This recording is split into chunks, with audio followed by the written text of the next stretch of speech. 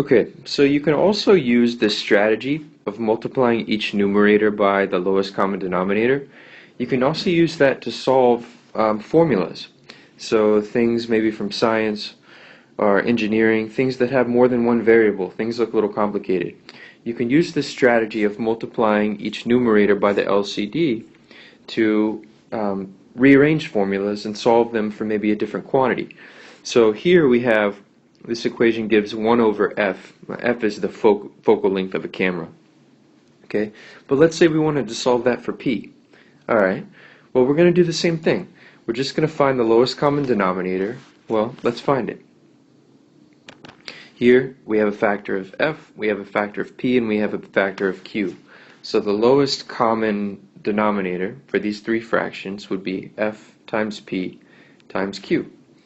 Alright, that's the smallest multiple that all of these guys will divide into evenly.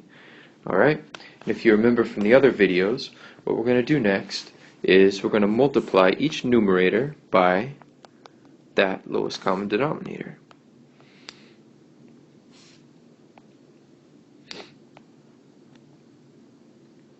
Alright, and again, let's see why that happens.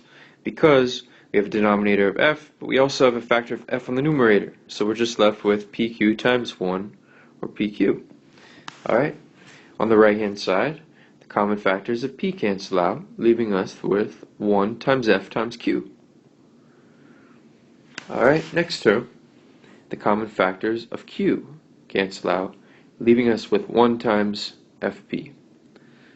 Alright, now this looks a little crazy. It's like alphabet soup, right? There's no numerical coefficients here at all.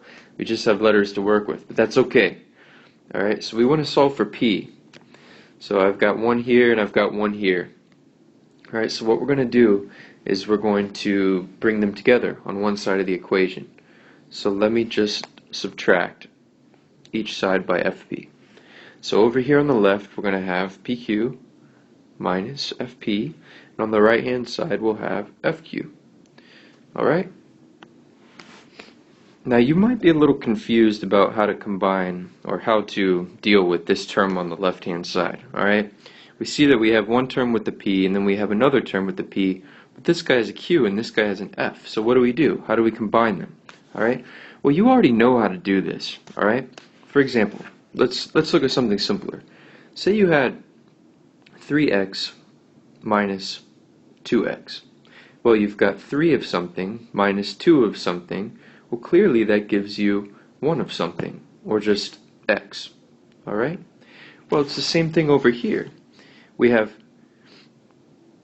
q times p, right? pq, and we're subtracting f times p. So how many p's do we have at the end of the day? Well, we just have q minus f p's, just like we did over here. Okay? You can also think about that as factoring out a p from this expression. You could say like this. Okay, but that's a little drier. It's better to just understand, in my opinion. Okay?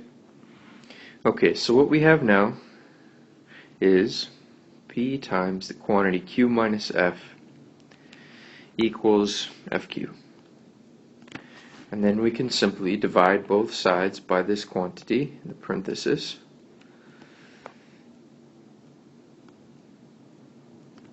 The common factors cancel out, and we're left with our answer. P is equal to f times q divided by the quantity q minus f.